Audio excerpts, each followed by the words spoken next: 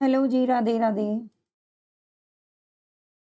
UGC NET Hindi unit 8 यानी कि जो आपका नाटक सिलेबस में लगे हुए हैं, 14 नाटक हैं और सभी नाटकों की भूमिका हम यहाँ से देखने वाले हैं और 100% इस क्लास से आपका 1 से 2% पूछा ही जा सकता है। तो ज़रूर देख लीजिए, 1-2 क्यों बल्कि ज़्यादा ही प्रश्न पूछे जाएँगे, क्योंकि भूमिकाओं से प्रश्न काफ़ी ज़्यादा मात्रा में बनते हैं। ठीक है? तो जितने भी नाटकों की भूमिका आपकी लिखी गई है, सभी की भूमिका नहीं होती है और सभी की पूछी भी नहीं जाती है और जिनकी भूमिका पूछी जाती है, वो हम यहाँ पर पढ़ने वाले हैं। तो पूरी क्लास ज़रूर देख लेना। पेपर से पहले यही शॉर्ट नोट्स होते हैं, जो आपको सिलेक्शन दिलाते हैं।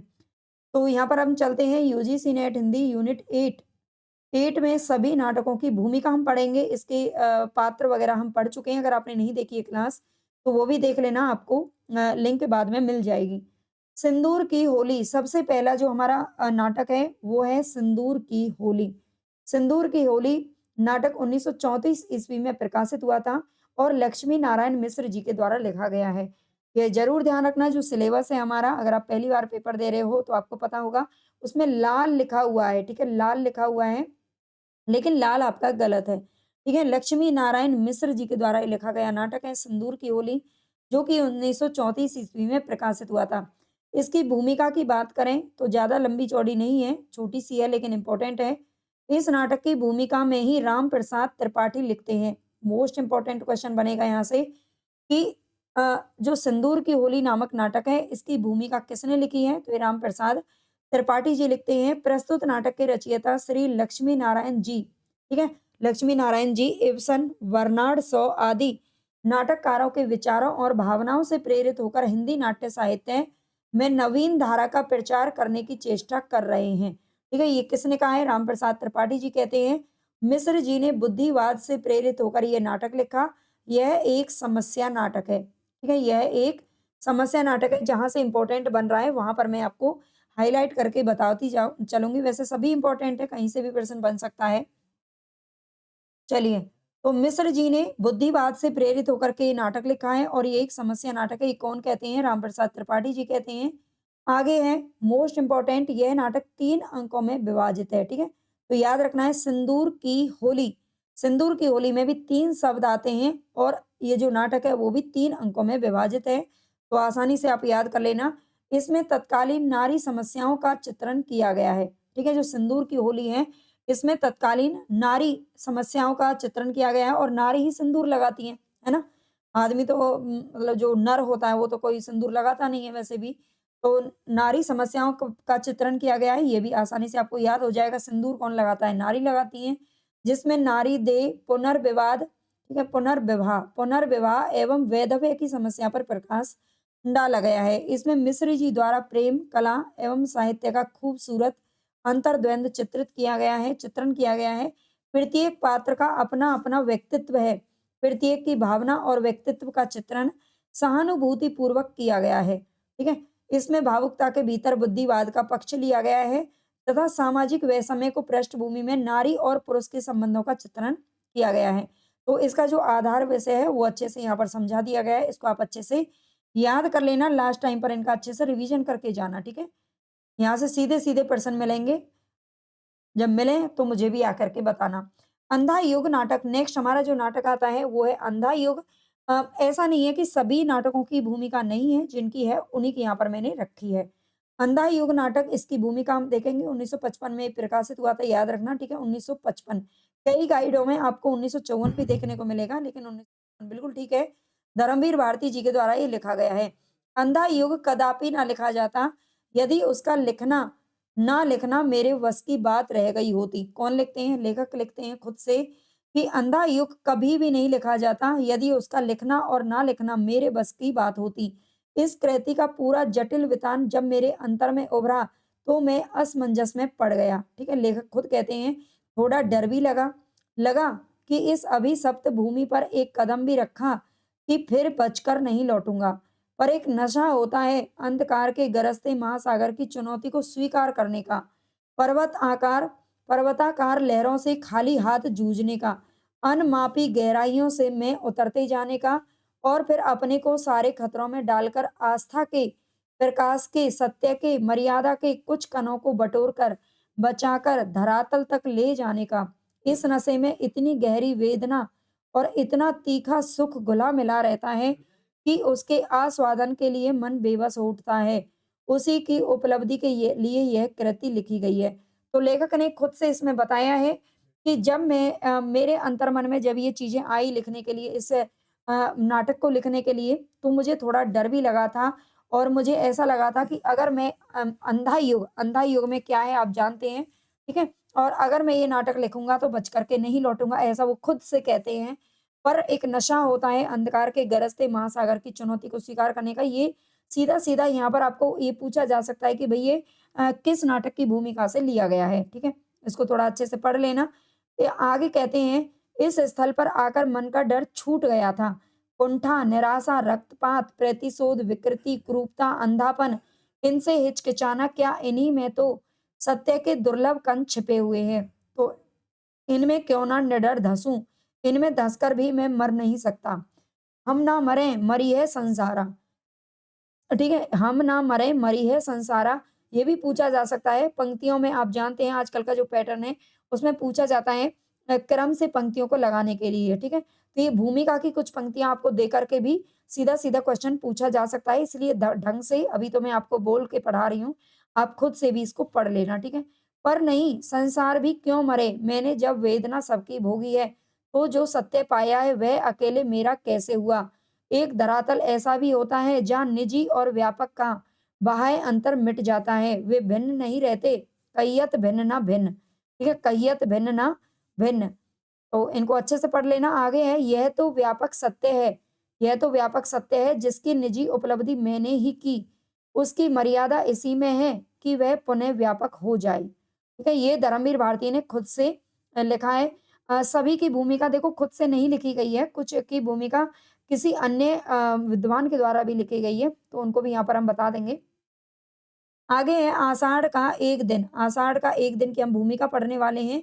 1958 में ये प्रकाशित हुआ था, याद रखना। मोहन राकेश के द्वारा लिखा गया है और मोहन राकेश का जो जीवन काल है ये 1925 से लेकर के 1972 ईस्वी तक होता है, ठीक है? 1925 में ही कृष्णा सोबती का जन्म होता है, वो भी हमारे सिलेबस में इसलिए मैं बता रही हूँ आपको। और 1972 में मानस का हंस नामक उपन्यास आया था, ठीक है? इसको भी याद रख लेना। आगे 2 शब्द कहते हैं लेखक क्या कहते हैं? हिंदी नाटक रंगमंच की किसी विशेष परंपरा के साथ अनुस्यूत नहीं है।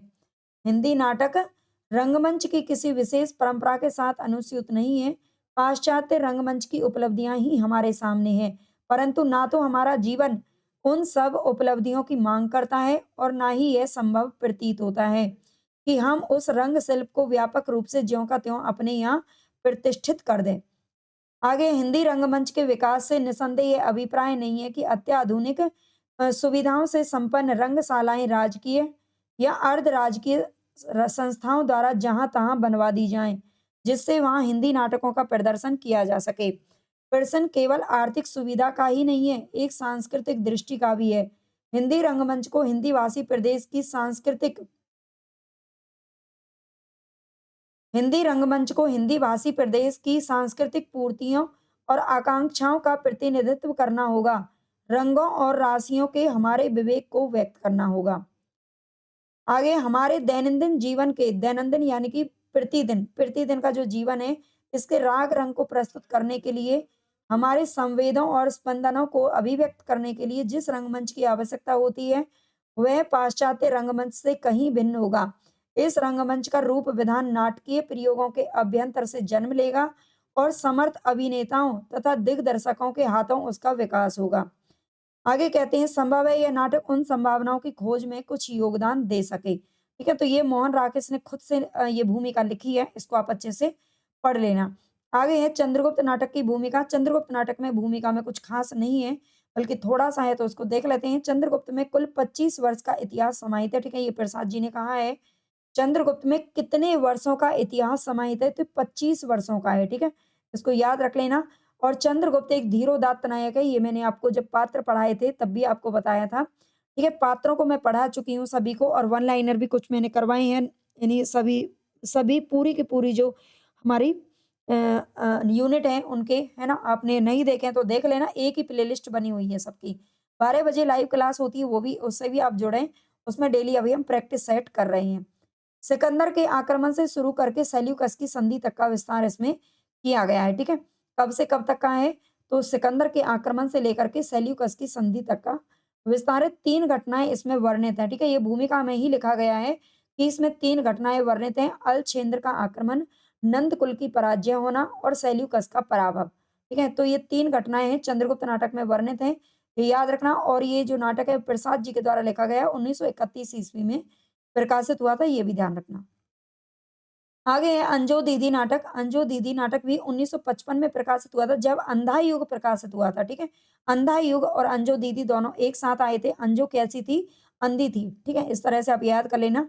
इसकी भूमिका की बात करें तो उपेंद्र नाथ अस्त के द्वारा लिखा गया है, जिनका जीवन काल है 1910 से लेकर 1996 ईस्वी। अंजो दीदी एक मूल्यांकन, ठीक है? मूल्यांकन यानी कि ये किसके द्वारा लिखा गया है? तो कमलेश्वर के द्वारा इसकी जो भूमिका है वो लिखी गई है, कमलेश्वर, ठीक है? और वैसे ही किसका है? उपेंद्रनाथ अस्क का। अंजू दीदी की वस्तु का संबंध अभिजात्य वर्ग से है। ठीक है? अंजू दीदी की वस्तु का संबंध किससे है? तो अभिजात्य वर्ग से है। अभिजात्य कुल की नारी अंजलि के मानस में जीवन को नियंत्रित और अनुशासित रखने की प्रवृत्ति के बीच संस्कारगत है। ठीक है? यानी कि जो अपने जीवन को नियंत्रित करना चाहती है और अनुशासित रखने की जो प्रवृत्ति आई है ना अंजलि के अंदर या अंजू के अंदर, वो उसे संस्कार में मिली है। जो कि उसे गोद लेने वाले नाना जी से विरासत में मिले हैं। ठीक है? ये जो वो इतनी ज़्यादा अनुशासित है, वो किसके कारण है? तो ये उसे अपने नाना जी से विरासत में मिले हैं, क्योंकि उसके नाना ने ही उसका पालन-पोषण किया था।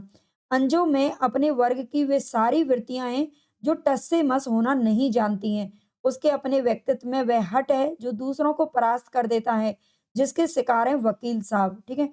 वकील साहब कौन है? जो उसके पति हैं, जो अपने विवाह से पहले उन्मुक्त, बंधनहीन सरिता की भाँति बह रहे थे। ठीक है? मतलब विवाह से पहले जब तक अंजू से उसका विवाह नहीं हुआ था, तब तक वो एकदम आज़ाद थे, एकदम बंधनहीन, बिना किसी बंधन के नदी की तरह अपना जीवन जी रहे थे, जिसका आभास मात्र उनकी सैलानी कोशिशों के रूप में कभी-कभी उभर उठता है। आरंभ में ही अंजू के प्रचंड अनुशासन की झलक मिल जाती है और वह खींच भी जो बिगड़ी हुई मशीन को बनाने वाले मैकेनिक में होती है। पुर्जे ठीक से ना चलते देख आ जाती है। ठीक है? तो मैकेनिक की जब कोई मशीन खराब हो जाती है, मशीन का कोई पुर्जा ठीक से काम नहीं करता है, तो उसके अंदर भी झुँझलाहट पैदा हो जाती है। उसी तरह से अंजू अंजू के घर का अगर कोई भी मेंबर अगर ठीक से काम नहीं करता था, तो उसे भी इतना ही खींच उठती थी। ठीक है? आगे है बकरी नाटक। बकरी नाटक की भूमिका देखें तो बकरी नाटक 1974 ईस्वी में प्रकाशित हुआ था, जो कि सर्वेश्वर दयाल सक्सेना जी के द्वारा लिखा गया है। अगर इनके जीवन काल की बात करें, तो 1927 में जन्म हुआ था सर्वेश्वर जी का और 1983 तक ये जीवित रहे। इस नाटक के बारे में क्या कहते हैं? ये मोस्ट इम्पोर्टेंट है। इनकी नाटक की भूमिका से प्रश्न हमेशा ही पूछा जाता है, तो इसको ज़रा ध्यान से देख लेना। यह नाटक इब्राहिम अलकाजी के साथ इस बातचीत के बाद लिखा गया था कि हिंदी में आम आदमी का समसामयिक नाटक नहीं है, ठीक है? हिंदी में ऐसा इब्राहिम अलकाजी के साथ एक बार ये जैसे कि मान लीजिए बातचीत कर रहे हैं, भाई लेखक हैं और लेखक को तो कहीं से भी उनके दिमाग में आ सकता है कि भई मुझे इस पर काम करना चाहिए, है ना? और इस चीज़ पर मुझे ग्रंथ लिखना चाहिए, नाटक बनाना चाहिए। तो आम आदमी के बारे में इनके दोनों की बातचीत हो रही थी कि आम आदमी का कोई भी नाटक नहीं लिखा गया है, तो यहीं से ये लिखने की इसका जो दिमाग में विचार आया था, यहीं से आया था। इब्राहिम अलकाजी का नाम याद रखना। इसके लिखे जाने पर उनके राष्ट्रीय नाट्य विद्यालय की नाट्य मंडली ने इसे 2 दिन कुछ आमंत्रित लोगों के सामने खेला भी था, लेकिन किन्हीं अज्ञात कारणों से इसका विधिवत प्रदर्शन नहीं किया गया। बाद में राष्ट्रीय नाट्य विद्यालय के ही एक छात्र रंजीत कपूर, नाम याद रखना, रंजीत कपूर ने इसे लखनऊ में प्रस्तुत किया, जहां इसकी प्रस्तुति को राज्य की नाटक अकादमी ने पुरस्कृत भी किया था। आगे लिखे जाने और खेले जाने के दौरान नाटक के आलेख में रूप की दृष्टि से कुछ परिवर्तन हुए, कुछ और भी जुड़ा। ठीक है? कुछ परिवर्तन हुए जब लिखा जा रहा था और खेला जा रहा था, है ना? तो उस समय इसमें क्या हुआ, कुछ परिवर्तन भी हुए, कुछ और भी जैसे होता है ना, जब किसी की किताब छपती है, मान लीजिए कोई किताब लिखता है, कोई नोट्स बनाता है, तो उसे पहली बार में कुछ कमी रह जाती है, तो दूसरी बार में और उसमें संशोधन करना पड़ता है। तो वैसे ही इस नाटक में भी थोड़ा बहुत क्या करना पड़ गया, कुछ और परिवर्तन हो गए। राष्ट्रीय नाट्य विद्यालय और लखनऊ की प्रस्तुति में वे जुड़े हुए अंश नहीं खेले गए थे। जो बाद में इसमें अंश जोड़े गए थे, वो उस वक़्त नहीं खेले गए थे, ये ध्यान रखना, ठीक है? इसे संपूर्ण रूप में प्रस्तुत करने के लिए आलेख कविता नागपाल ने लिखा था, ठीक है? ने ले लिया, कविता नागपाल ने ले लिया और इसे जन नाट्य मंच द्वारा प्रस्तुत करने का बीड़ा भी उन्होंने उठाया। नाम याद रखना कविता नागपाल, ठीक है? कविता नागपाल इसे संपूर्ण रूप में प्रस्तुत करने के लिए आलेख कविता नागपाल ने ले लिया लिखने का इसके काम, ठीक है? उसी समय संयोग से श्रीकांत व्यास, नाम याद रखिएगा, श्रीकांत व्यास से भेंट हुई और उन्होंने इसे तुरंत छापने में उत्साह दिखाया। फलस्वरूप इसका प्रकाशन और प्रथम बार संपूर्ण मंचन साथ-साथ संपन्न हुआ। आगे है नाटक में अनेक रूपगत परिवर्तनों और परिवर्तन हुए और परिवर्धन यानी कि जो इसमें जोड़ा गया था उसके लिए लेखक कुमारी ज्योति देशपांडे, भानु भारती और कविता नागपाल का कृतज्ञ है। ठीक है? नाटक में अनेक रूपगत परिवर्तन और परिवर्धनों के लिए जो लेखक है, लेखक कौन है इसका? लेखक कौन है? है ना? ये आप जानते हो। लेखक कुमारी ज्योति देशपांडे और भानु भारती और कविता नागपाल का क्या है? कृतज्ञ है, उनका उपकारी है। आगे है जिस लगन और परिश्रम से ज्योति देशपांडे ने राष्ट्रीय नाट्य विद्यालय में इसका निर्देशन किया, वह लगभग अदेखा ही रह गया, ये खेद की बात है। ठीक है? उसको देखा नहीं गया लेखक के द्वारा।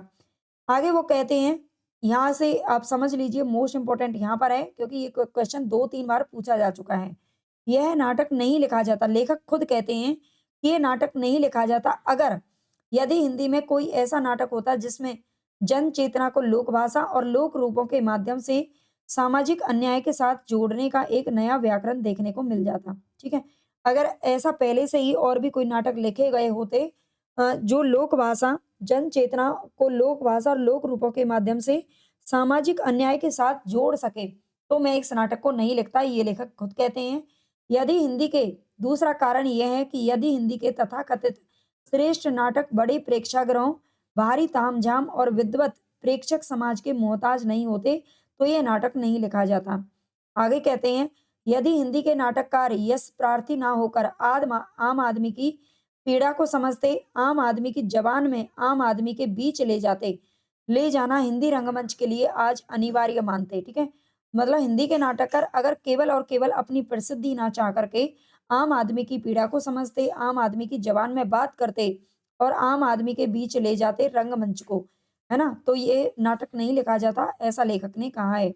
यह नाटक जितना ही गाँव, कस्बों, मज़दूर बस्तियों और स्कूलों, कॉलेजों में खेला जाएगा, उतना ही इसका उद्देश्य पूरा होगा। मोस्ट इम्पोर्टेंट है। ये भी किसने कहा है? खुद लेखक ने कहा है।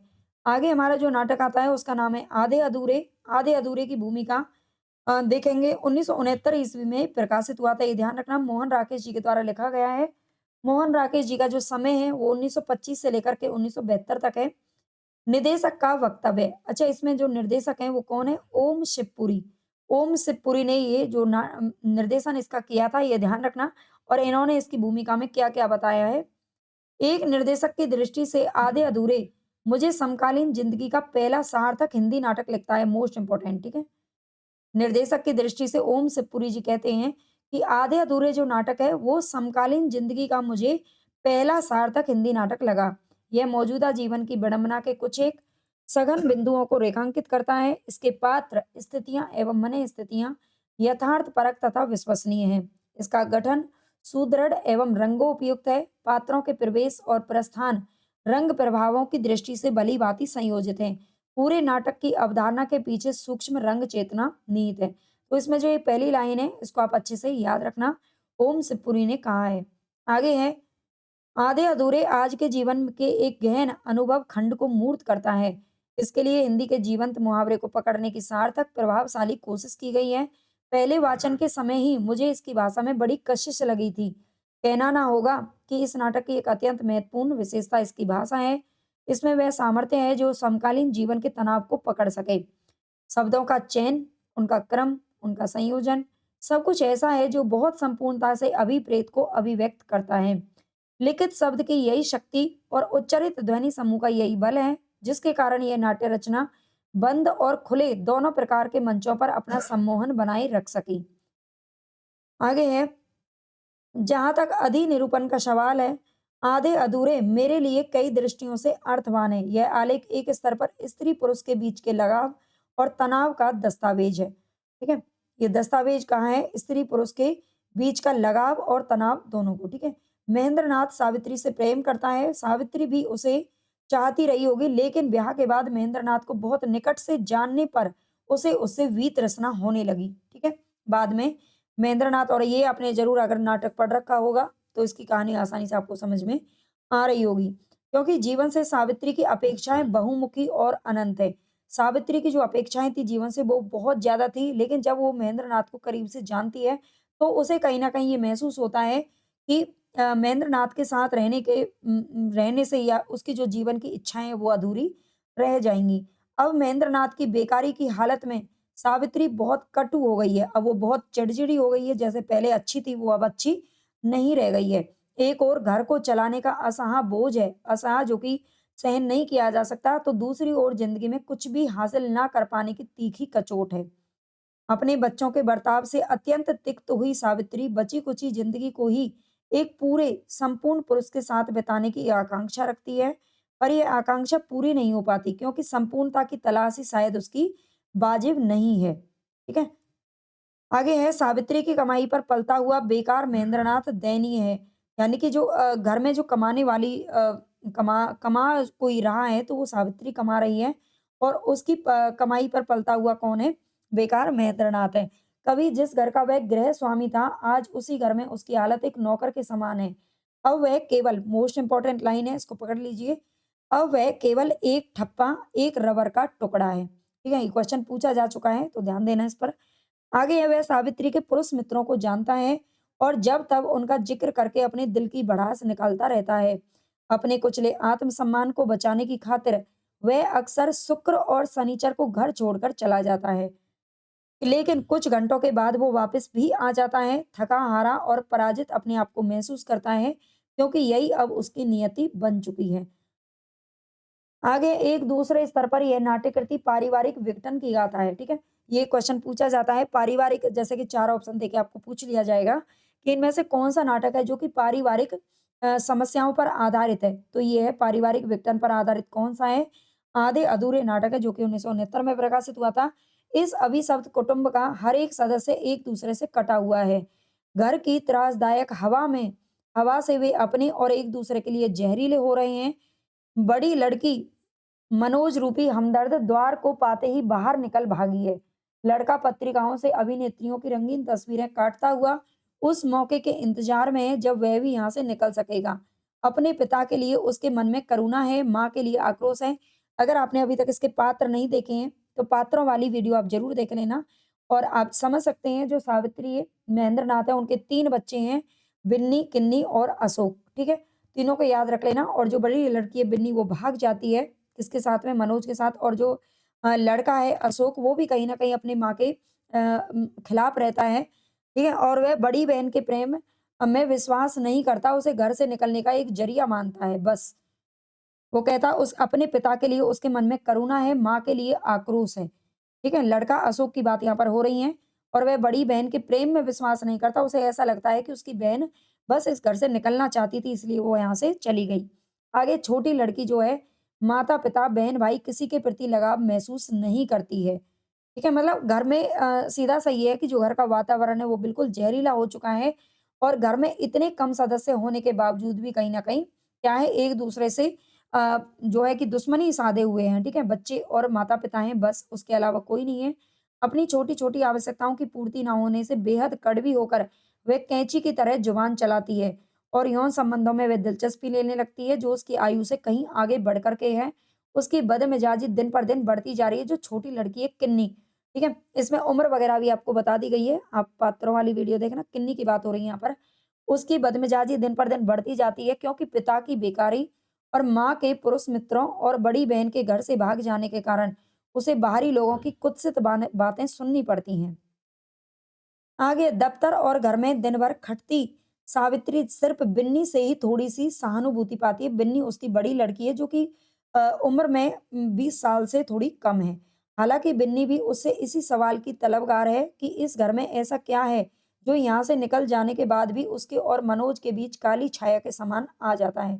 यानी कि जो बिन्नी है वो भी अपनी माँ से इसी सवाल का जवाब माँगती है कि मैं इस घर से चली तो गई, लेकिन फिर भी पता नहीं ऐसा क्या है जो हमारे हमेशा बीच में आ ही जाता है। यानी कि जो हमेशा ऐसा लगता है मेरा पीछा कर रहा है कोई साया, ठीक है? जिससे मैं निकल नहीं पा रही हूँ। सीधी-सी बात ये है कि जो उसने बचपन से सीखा है, जो चीज़ें उसने देखी हैं, जो उसके दिमाग पर छाया हुआ है, वो कहीं न कहीं कोई भी हो ज़ाहिर-सी बात है कोई भी इंसान हो, जो उसने बचपन से अगर उसने कड़वी यादें हैं उसके मन में, तो वो खुश नहीं रह सकता है, ठीक है? आगे है अशोक सावित्री के प्रभावशाली व्यक्तियों से संबंध बनाने का विरोधी है। अशोक उसका बेटा है सावित्री का और ये प्रभावशाली व्यक्तियों से सावित्री जो संबंध बनाती है उसका वो विरोधी है क्योंकि उसके घर पर जो लोग आते-जाते हैं उसको वो बिल्कुल भी पसंद नहीं आता है। ऐसे लोगों के घर में आने पर वह अपनी निगाह में जितना छोटा है उससे कहीं और छोटा महसूस करता है। कुल मिलाकर ये पारिवारिक अंतर संबंध दिलचस्प ढंग से बहुस्तरीय है। आगे कहते हैं एक अन्य स्तर पर यह नाट्य रचना मानवीय संतोष के अधूरेपन का रेखांकन है। जो जिंदगी से बहुत कुछ चाहते हैं उनकी तृप्ति अधूरी ही रहती है। महेंद्रनाथ यानी कि ज़िंदगी से अगर आप बहुत कुछ मतलब बहुत सारी इच्छाएँ हैं और मेहनत नहीं करना चाहते हैं और जब हमारी इच्छाएँ पूरी नहीं हो पाती हैं, तो इस तरह का जो वातावरण है ना, वो हमारी ज़िंदगी में या फिर हमारे परिवार में वो अपना रूप ले लेता है। आगे महेंद्रनाथ एक ही इसमें इंसान है, ये ध्यान रखना इसकी भूमिका में ही बता दिया गया है। इंसान केवल एक है और एक ही 4 पात्रों का रोल अदा करता है। इसमें महेंद्रनाथ, सिंघानिया, जगमोहन और जुनेजा ये 4 नाम आते हैं। चारों बहुत इम्पोर्टेंट है। आपको पुरुष 1, पुरुष 2 यानी सॉरी पुरुष 1, पुरुष 2, पुरुष 3 और पुरुष 4 ठीक है? ये इस तरह से आपको मिलेगा। ये अलग-अलग गुणों के 4 पुरुष हैं। पुरुष एक ही है, नाटक में पुरुष एक ही है लेकिन 4 अलग-अलग भूमिकाओं में वो मतलब अपना जो पहनावा है ना वो बदल कर के आता है। आगे देखेंगे हम। चुनाव के एक क्षण में सावित्री ने महेंद्रनाथ के साथ गाँठ बाँध ली थी। यानी कि सावित्री ने एक बार में महेंद्रनाथ को पसंद किया और उसके साथ विवाह रचा लिया लेकिन आगे चलकर अपने को भरा-पूरा महसूस नहीं पाया। लेकिन अगर वह महेंद्रनाथ की बजाय जगमोहन से रिश्ता जोड़ती, तब भी उसकी अनुभूति वही रहती क्योंकि तब जगमोहन में जुनेजा के गुण नहीं मिलते और इस तरह यह दुष्चक्र चलता ही रहता है। यानी कि जिसकी इच्छा बहुत ज़्यादा कहीं न कहीं अपनी हद से ज़्यादा बढ़ कर के हो जाती हैं और पूरी नहीं होती, तो उसे फिर कहीं भी संतुष्टि मिल नहीं सकती। आगे एक स्तर पर यह नाटक मेरे लिए इसीलिए इस नाटक से आपको ये सीखने को भी मिलता है, ठीक है? कमेंट में मुझे ज़रूर बताना इस नाटक से आप क्या सीख पा रहे हो अपने परिवार के लिए। एक स्तर पर यह नाटक मेरे लिए व्यक्तियों की विभिन्नता के बावजूद मानवीय अनुभव की समानता का दिग्दर्शन है। इसके लिए नाटककार ने एक ही अभिनेता द्वारा ये ओम शिवपुरी का कथन है, इसलिए ध्यान रखना यहाँ पर नाटककार कौन है? मोहन राकेश है। इसके लिए नाटककार ने एक ही अभिनेता द्वारा ठीक है, अभिनेता एक ही है, 5 पृथक भूमिकाएँ निभाए जाने की दिलचस्प रंग युक्ति का सहारा लिया है, ठीक है? 5 पृथक भूमिकाओं में है वो, देखते हैं आगे।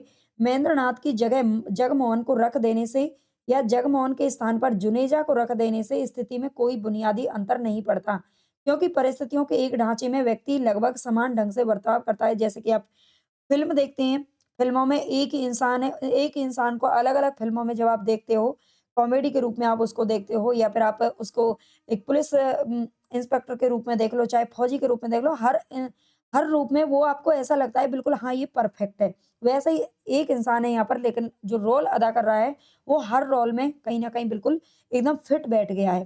ठीक है? ये ओम शिवपुरी का कहना है नाटककार के लिए। इसी अनुभव पर बल देने के लिए कुछ एक प्रदर्शनों में नाटक की शुरुआत के साथ एक स्पॉट कमरे में लगे मुखौटे को आलोकित करता था। आगे कहता है, आधे-अधूरे का जो कार्यस्थल है, वो मकान का बैठने का कमरा है। ठीक है? आधे-अधूरे का जो कार्यस्थल है, जहाँ पर इसका जो वर्क हुआ है, ठीक है? जो कार्य जो हुआ है, वो मकान का बैठने का सिर्फ़ एक कमरा है, जिसमें सोफ़े हैं, कुर्सियाँ हैं, मेज़ें हैं, अलमारी है, किताब और फाइलें रखी हुई हैं। यह कमरा एक समय साफ-सुथरा रहा होगा, पर सालों की आर्थिक कठिनाइयों के कारण अब सब धूल की तरह जम गई है। ठीक है? समझ रहे हैं आप? यानी कि एक परिवार के रूप में यानी कि एक घर के रूप में एक कमरे को रखा गया है और उस कमरे में जो चीज़ें हैं वो आपको यहाँ पर दिखाई गई हैं और उसके अलावा पहले ये साफ-सुथरा रहता होगा, यानी कि जब विवाह हुआ था, जब सब कुछ खुशी-खुशी रहते थे, तो ये सब कुछ साफ-सुथरा दिखाई देता था। लेकिन बाद में उन सब पर क्या जम गया है, धूल-मिट्टी जम गई है, क्योंकि अब घर में जब खुशियाँ नहीं हैं, तो जो औरत है वो खुश नहीं है और वो घर की सफाई भी करती नहीं है, ठीक है? क्रॉकरी पर चटकन है ना? क्रॉकरी चटक गई है यानी कि जो बर्तन होते हैं, दीवारें मटमैली हो गई हैं, परिवार का हर सदस्य एक-दूसरे से कटा हुआ है। घर की हवा तक में उस स्थायी तल्खी की गंध है जो पाँचों व्यक्तियों के मन में भरी हुई है। ऊब, घुटन, आक्रोश, विद्रूप, दम घोंटने वाली मनुष्यत जो मरघट में होती है, मरघट यानी कि श्मशान को बोलते हैं, ठीक है?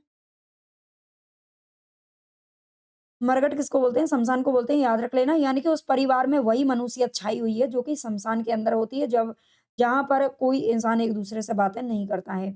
आगे यह नाटक संभवतः खुले मंच के लिए उपयुक्त नहीं है। उसमें नाटक के तनाव और सघनता के बिखर जाने का खतरा है। लेकिन मेरी ये मान्यता है कि गंभीर नाट्य दल को दर्शक पाने के लिए नए रास्ते ढूँढते होंगे। आगे कहते हैं कि मैं प्रदर्शन में सादगी का कायल हूँ, ठीक है? ये लाइन याद रखना। इसलिए प्रकाश व्यवस्था में भी किसी तरह के लटके नहीं थे। नाटक के लिए उपयुक्त सादी आलोक पद्धति थी, ठीक है? इसमें जब भई घर में परिवार में बिल्कुल सुख शांति तो इसमें है नहीं नाटक के अंदर, ठीक है? तो उसमें प्रकाश वगैरह की और बहुत ज़्यादा चमक की और उसकी रंगमंच की व्यवस्था करने की बहुत ज़्यादा ज़रूरत नहीं थी, ठीक है? पूरा जो नाटक है ना उसका रोल केवल और केवल एक कमरे में हो जाता है आराम से, ठीक है? प्रारंभ में कुछ एक स्पॉट घर की विभिन्न चीजों को आलोकित करते थे, फिर हाइस हाउस लाइट में घुल मिल जाते थे। इसी प्रकार दूसरे अंक के शुरू में 2 स्पॉट लड़के और बड़ी लड़की को आलोकित करते थे, फिर एक प्रकाश व्यवस्था में सम्मिश्रित हो जाते थे। इसको आप एक बार पढ़ लेना, जो इम्पोर्टेंट है मैं उसको बता देती हूँ। अ, एक ही अभिनेता को 5 भूमिकाएँ करनी थी, इसके लिए वह केवल एक ऊपरी वस्त्र बदलता था। याद रखना, केवल और केवल ऊपरी वस्त्र बदलता। अब यहाँ पर जो आप ये पैराग्राफ देख रहे हो ना, ये मोस्ट इम्पोर्टेंट है। 3 स्टार लगा लीजिए, हाँ से 100% क्वेश्चन आता है। एक ही इंसान है, वो अलग-अलग वेश में जब आता है, तो इनका वेश आपसे पूछा जाता है। तो पहले सबसे पहले जब वो आता है, तो काला सूट उसने पहना हुआ है, ठीक है? सबसे पहले काला सूट पहन कर आता है, काले सूट वाला आदमी। फिर कोट उतार कर केवल कमीज बदलता है, कमीज पहनकर आता है, तो महेंद्रनाथ बन जाता है, क्योंकि महेंद्रनाथ आर्थिक स्थिति से कमज़ोर है। और आप देखेंगे भई जो आर्थिक स्थिति से कमज़ोर होता है, तो सूट पहनने की तो उसकी औकात होती नहीं है, ठीक है? तो कमीज पहन कर के आता है महेंद्रनाथ। फिर बंद गले का कोट पहन कर के आता है और टोपी ऊपर लगा लेता है, ठीक है? तब क्या बन जाता है वो सिंघानिया बन जाता है, थोड़ा-सा अपने आर्थिक स्थिति में मजबूत है। आगे हाई नेक की कमीज पहनता है और हाई नेक की जब कमीज पहनता है तो जगमोहन बन जाता है और फिर लंबा कोट पहन कर के आता है तो जुनेजा बन जाता है। बिन्नी, किन्नी और अशोक की पोशाकों में कोई परिवर्तन नहीं था, है ना? सबने एक जैसी पोशाक अपने पूरे टाइम पहन रखी थी। केवल सावित्री दूसरे अंक के लिए साड़ी बदलती थी क्योंकि वह स्थिति की माँग थी। साड़ी बदलनी थी क्योंकि पहले जब शुरू-शुरू में वो खुश थी तो वो सूट, पैंट कुछ भी पहन सकती थी, लेकिन दूसरे में उसको कहीं न कहीं दुखी दर्शाना था, है ना? तो उसने साड़ी बदल ली। आगे प्रस्तुति की एक अन्य उल्लेखनीय विशेषता थी मेकअप का ना होना, ठीक है? अब मेकअप भई कहाँ पर होगा? जहाँ पर खुशियाँ होंगी। अब वो मेकअप नहीं किया उसने क्योंकि उसको वो खुश नहीं थी औरत। नायिका केवल वही मेकअप किए हुए थी जो उस इस जैसी स्त्री वास्तविक जीवन में करती है। इसके अलावा किसी कलाकार ने पाउडर इत्यादि को छुआ भी नहीं था। ठीक है? पाउडर वगैरह का यूज़ नहीं किया गया। ये इसमें नाटक रंगमंच के लिए बताया गया है। आगे इस प्रदर्शन की एक महत्वपूर्ण विशेषता थी नाटककार और निर्देशक का पारस्परिक सहयोग। पहले पूर्वाभ्यास से ही राकेश जी साथ थे और पहले प्रदर्शन तक वे बराबर इस कलात्मक यात्रा के सहयात्री रहे। ये ओम शिवपुरी जी कहते हैं कि जब तक इस नाटक को प्ले करने के लिए शुरू से ही ठीक है पूर्व अभ्यास किया जा रहा था, यानी कि इसका जो रिहर्सल वगैरह हो रहा था उस समय से लेकर के मोहन, राकेश और ओम शिवपुरी सब साथ-साथ में रहे थे। फर्नीचर में तिपाई के चुनाव से लेकर के नाटक के अधिनिरूपण तक हमने साथ-साथ काम किया। अनेक बार मतभेद भी हुए, लंबे वाद-विवाद भी चले, लेकिन अंतिम अंतिम रूप में जो नाट्य परिणाम सामने आया, उसे लेकर हम दोनों ही सहमत थे। अर्थात प्रस्तुति में ऐसा एक भी तत्व नहीं था जिससे या तो मैं असहमत होता या फिर मोहन राकेश जी। तो इसकी जो भूमिका है वो थोड़ी-सी लंबी है, लेकिन इसमें से 100% क्वेश्चन आपके पूछे भी जाते हैं। आगे हमारा लास्ट जो नाटक रह गया है वो है महाभोज। महाभोज का प्रकाशन वर्ष है 1982 ईस्वी और ये मन्नू भंडारी जी के द्वारा लिखा गया है।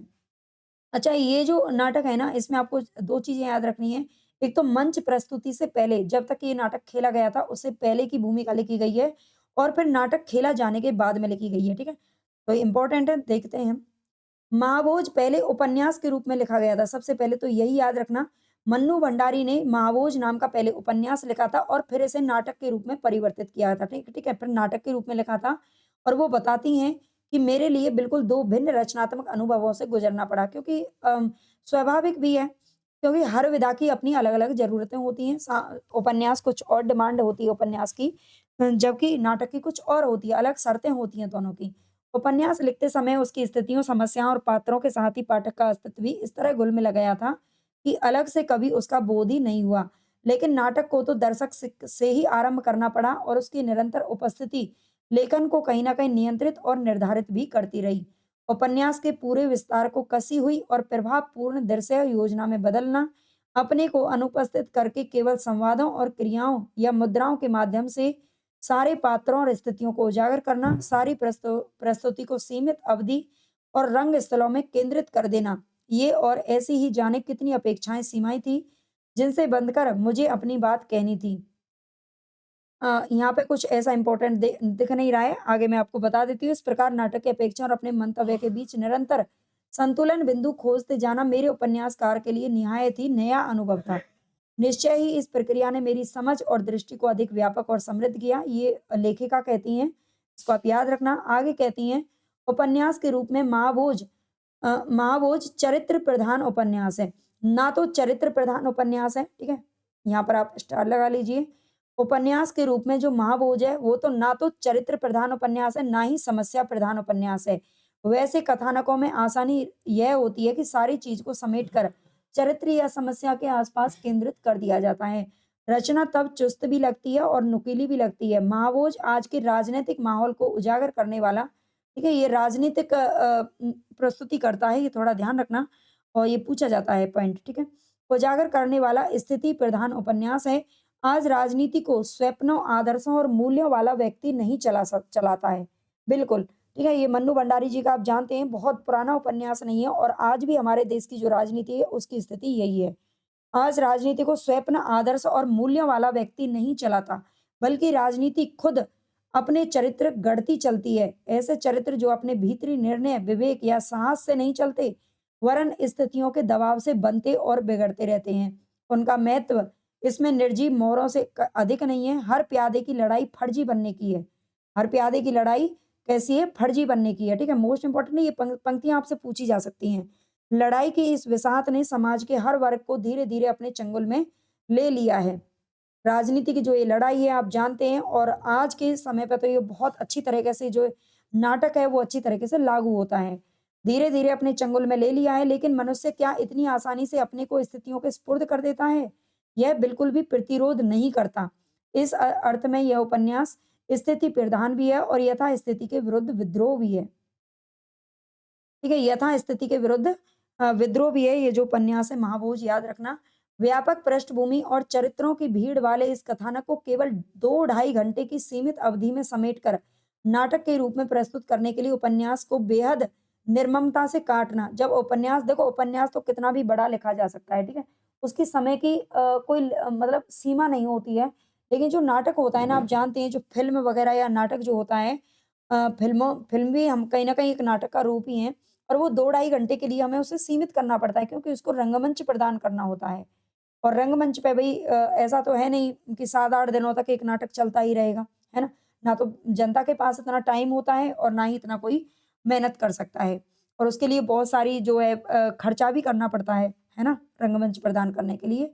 बदलना या नए ढंग से लिखना मेरी मजबूरी थी। इस प्रयास में मुझे बराबर सहयोग मिला नाटक की निर्देशिका। नाटक की निर्देशिका कौन है? मोस्ट इम्पोर्टेंट देखिए, श्रीमती अमाल अलाना और प्रेम मटियानी। ठीक है? ये नाटक की निर्देशिका हैं। यहाँ पर आप हाइलाइट कर लीजिए। आगे उनके साथ निरंतर विचार-विमर्श करके जो आलेख तैयार किया, रिहर्सल के दौरान उसमें भी अनेक संपादन संशोधन करने पड़े। मंच के लिए आलेख के अंतिम रूप तक आने के में अमाल अलाना और मटियानी के सक्रिय सहयोग के अतिरिक्त विजय कश्यप विजय कश्यप और डॉक्टर दोल का योगदान भी उल्लेखनीय है। शायद दुनिया के हर नाटक को कागज़ तक पहुँचने में इसी प्रकार के सहयोगी प्रयासों और सुझावों से गुज़रना पड़ता है। ठीक है? मतलब मन्नू भंडारी जी का कहना है उपन्यास लिखना कहीं न कहीं थोड़ा-सा सरल है, लेकिन नाटक लिखना उतना ही कठिन भी है और उसके लिए हमें कहीं न कहीं सहयोगियों की ज़रूरत पड़ती है। ठीक है? अकेले नहीं कर सकते। आगे मंच प्रस्तुति के बाद, ये मंच प्रस्तुति से पहले और मंच प्रस्तुति के बाद में दोनों में की भूमिका आपको याद रखनी है। आखिर आखिर महाभोज मंचित हुआ, ठीक है? ये लेखिका जी कहती हैं कि मंच प्रस्तुति के बाद में वो कहती हैं कि और आखिर हमारा जो महाभोज है वो मंचित हो गया। अगर पत्र-पत्रिकाओं, नाट्य समीक्षकों और सबसे अधिक दर्शकों की प्रतिक्रियाओं पर विश्वास किया जाए, तो ये नाट्य जगत की एक अभूतपूर्व घटना है। आलेख, निर्देशन, मंच सज्जा, प्रकाश योजना और राष्ट्रीय नाट्य विद्यालय के रंगमंडल से सधे और मंजे हुए कलाकारों का अभिनय, सभी बातों का कुछ ऐसा संतुलित तालमेल बैठ गया था कि नाटक के प्रभाव ने एक बार तो दर्शकों को स्तब्ध कर दिया। वाच्य की प्रासंगिकता को देखते हुए यह विश्वास तो हम सभी को था कि दर्शक सहज ही इसके सहभागी हो जाएंगे, लेकिन नाटक इस हद तक उनको आंदोलित और उद्वेलित कर देगा, इसकी कल्पना नहीं की थी। वस्तुतः इस प्रभाव उत्पादक सफलता का श्रेय इसकी प्रस्तुति को ही है।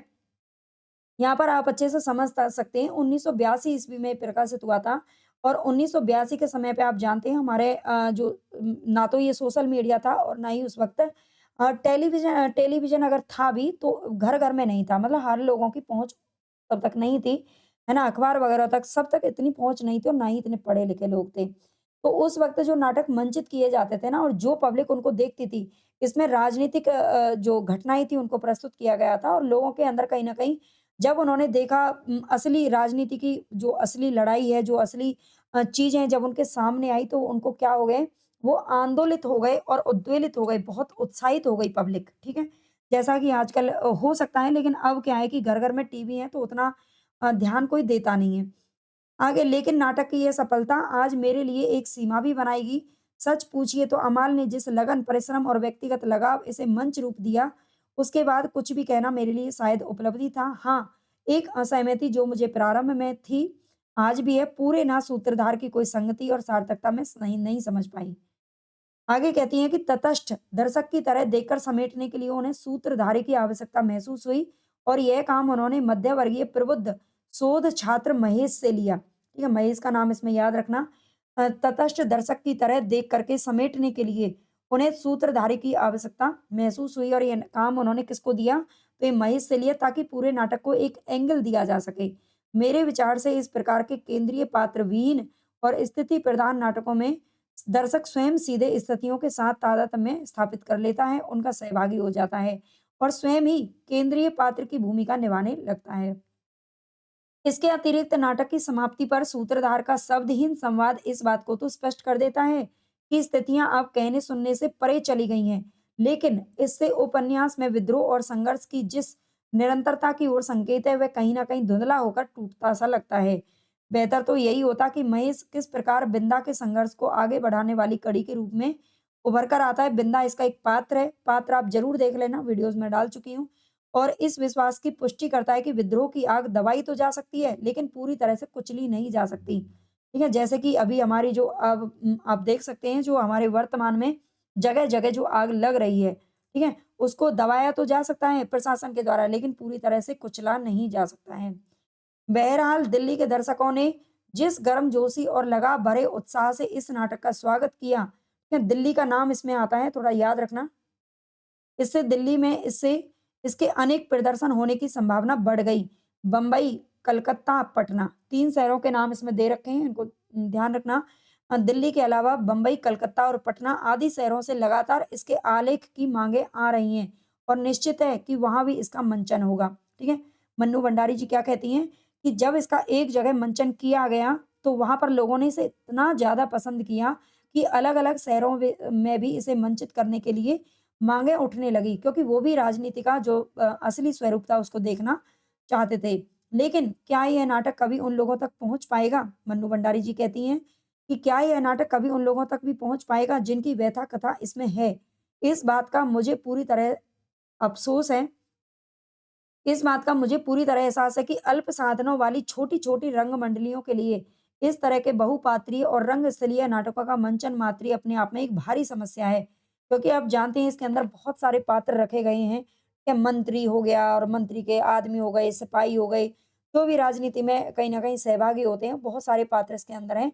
और बहुत सारे पात्रों को लेकर के एक रंगस्थलीय नाटक का मंचन करना अपने आप में एक भारी समस्या है, ये कौन कहती हैं? लेखिका कहती हैं। लेकिन साथ ही यह भी सच है कि इस तरह के नाटक की रंगमंच के लिए चुनौती भी होते हैं और नए-नए मंच कौशल या तकनीकी इजाद के लिए प्रेरणा स्रोत भी होते हैं। आज देश के नए-नए मंच कौशल या तकनीकी इजाद के लिए प्रेरणा स्रोत भी। आज देश के अनेक भागों में कई नाट्य मंडल ऐसे भी हैं जिनके लिए नाटक मात्र एक कला, अभ्यास ही नहीं बल्कि सामाजिक जागृति और संघर्ष का हथियार भी है। इनमें से यदि कुछ अपने-अपने क्षेत्र में महाभोज का मंचन करें, तो यह तय है कि प्रस्तुति इतनी भव्य, कलात्मक और सफल नहीं होगी, पर शायद सार्थक अधिक हो क्योंकि मूलतः यही इस नाटक की आत्मा की मांग है। बड़े-बड़े नगरों के सभ्य नागरिकों के लिए महाभोज की तकलीफ एवं संघर्ष सुपरिचित स्थिति से दिल दहला दहला देने वाला है, लेकिन मात्र एक कलात्मक साक्षात्कार भर है, जबकि देश की संघर्षरत जनता के लिए साहस और प्रतिरोध का हथियार भी है। मन्नू भंडारी जी ने भई इतनी बड़ी तो इसकी भूमिका लिखी आप समझ सकते हैं, नाटक भी काफ़ी लंबा-चौड़ा है, ठीक है? और उपन्यास भी अगर आपने कभी पढ़ा होगा, कभी फ्री हो जाओ तो पढ़ लेना। तो यहाँ पर हमारी जितनी भी नाटकों की भूमिका थी, 14 हमारे नाटक लगे हुए हैं सिलेबस में, 14 की 14 की भूमिका नहीं है, ठीक है? जितनी भूमिका थी वो मैं आपको करा चुकी हूँ और यहाँ से आपके कम से कम 4-5% है जो आपको देखने को मिलेंगे। तो ज़रूर देख लेना और बताना मुझे कमेंट में आपको क्लास कैसी लगी? क्या उपन्यास या कहानियों की भी आपको इस तरह की क्लास चाहिए? तो मुझे कमेंट में ज़रूर बताना। और लाइक सब्सक्राइब कर लेना चैनल को, शेयर कर देना, हाइप ज़रूर कर दिया करो, ठीक है?